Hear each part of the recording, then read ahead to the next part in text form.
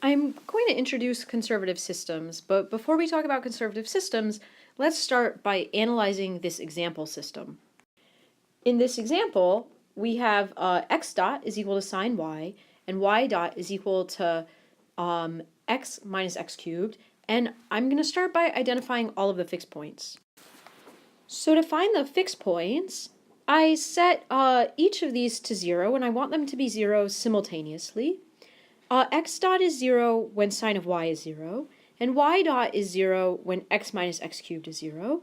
And so I'm looking for points where sine y equals 0, meaning that y is equal to n pi, and x minus x cubed equals 0, which means x is either 0 or 1 minus x squared is 0. So x is 0 or x is positive or negative 1. This creates the set of points 0, n pi, where n is an integer, 1, n pi, or negative 1, n pi. So there's a ton of fixed points of the system, but we're going to zoom in at just a couple values of n to try to figure out what's going on. After we identify the fixed points, we want to linearize about each fixed point to try to understand the nature of the fixed point. To create our linearized system, we create new variables, u, which is our distance to the x value of the fixed point, and v, which is our distance to the y value of the fixed point. To create the linearized system, we are taking a Taylor expansion of this expression about the fixed point, and this expression depends only on y, and it doesn't depend on x.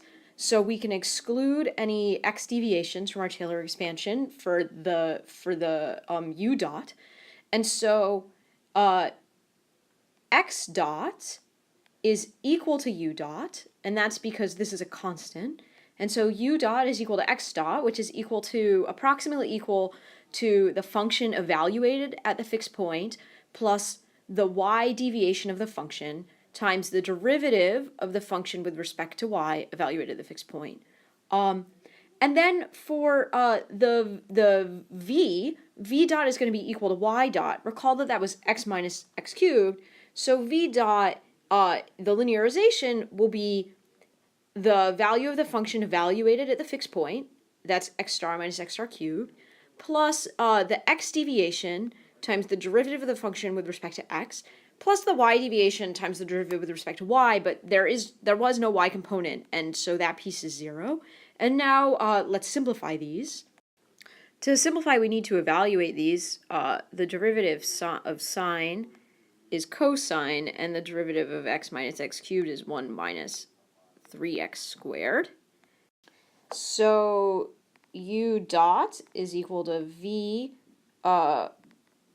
cosine y star, and this will be a constant, but we have a variety of fixed points, so we'll evaluate it in a little bit. And v dot is equal to u times 1 minus 3x star squared. And so now we can construct this linear system at a few of our fixed points. So we have our fixed points, 0, n pi, and then plus or minus 1 n pi. And now we are going to compute the linearized system at a variety of the fixed points. Let's start with the 0, n pi fixed point. Okay, so 0, n pi. And substituting in, we get u dot equals v cosine of n pi. And suddenly it matters whether n is even or odd because this is either plus or minus 1. And we get v dot is equal to u times 1. So this is equal to u, and this is equal to two cases, v or negative v if n is even, negative v if n is odd. So if the fixed points of the form 0 to n pi for n an integer, this catches all the even n, then the linearization is u dot equals v dot equals u. And if it's the form 0 to n plus 1 pi, that would create an odd number times pi, then we get u dot equals negative v, v dot equals u. And now we have these other cases. What's happening there? We're getting the same thing in the u dot, because we're still taking cosine of y star, but v dot, recall, okay, so u dot is still equal to v cosine of 2n pi, or u dot equals v cosine of 2n pi plus pi. And so this is equal to v, and this other one's equal to negative v.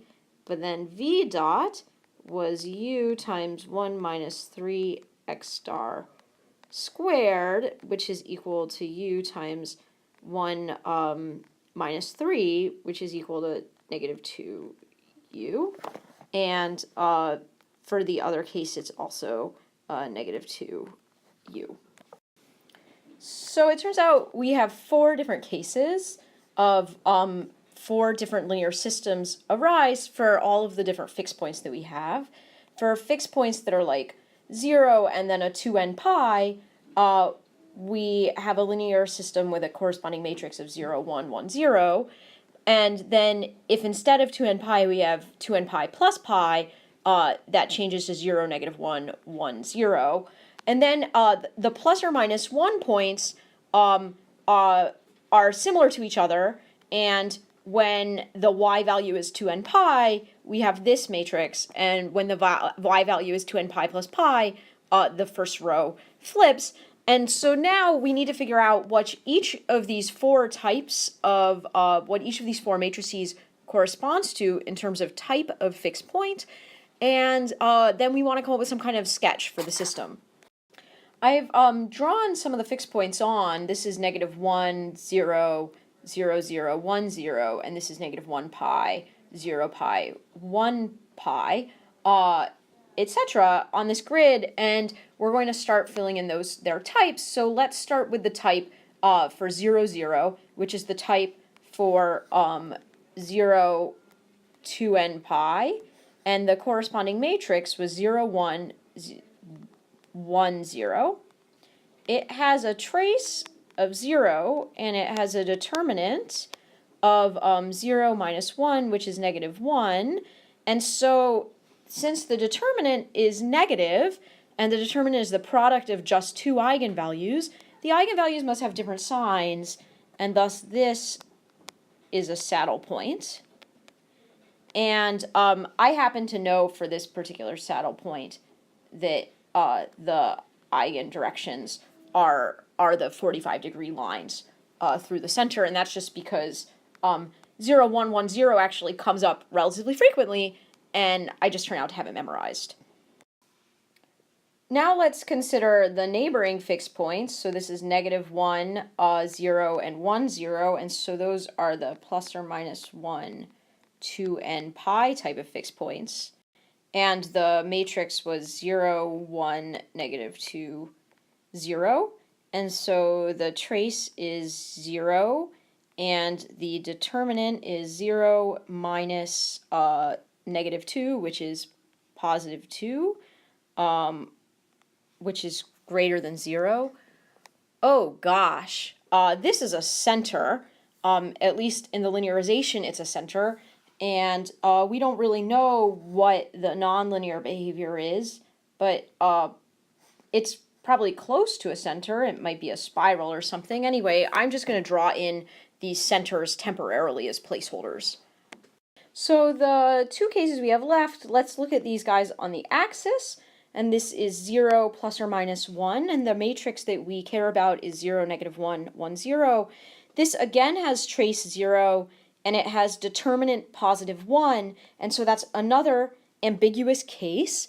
The trace is 0, it's right on the axis, and so the linearization tells us it's a center, but of course it could be a nonlinear spiral that's either stable or unstable, and we just don't know from the linear information. And our final fixed points are plus or minus 1, plus or minus pi, and they have this matrix 0, negative 1, negative 2, 0, The trace is again 0, and now the determinant is -2. And so again, they're a saddle, just like that 0, 0 point. These are saddles. And we can compute their eigenvectors to learn their stable and unstable manifolds. And I did that numerically. And I got something like 1 over root 2 comma 1. And so they're slightly steeper than the one at the origin.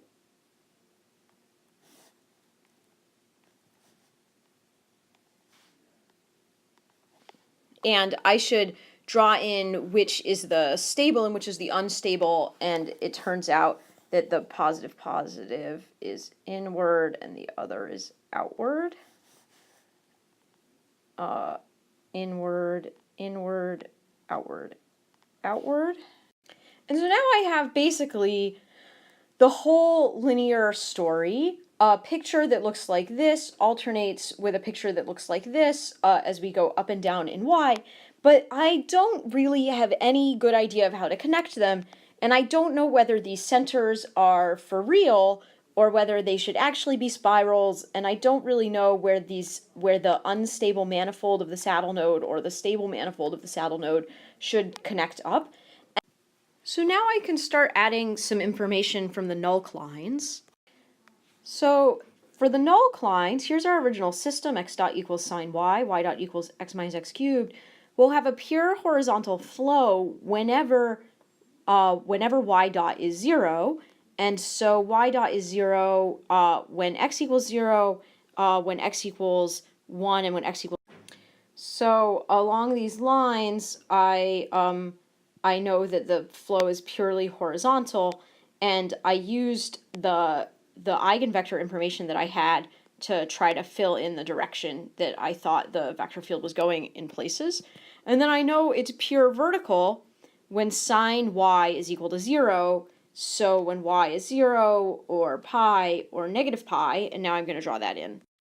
All of these nice straight lines make it look like there's very substantial sort of symmetry in this problem, and it makes me believe that these centers are genuinely centers.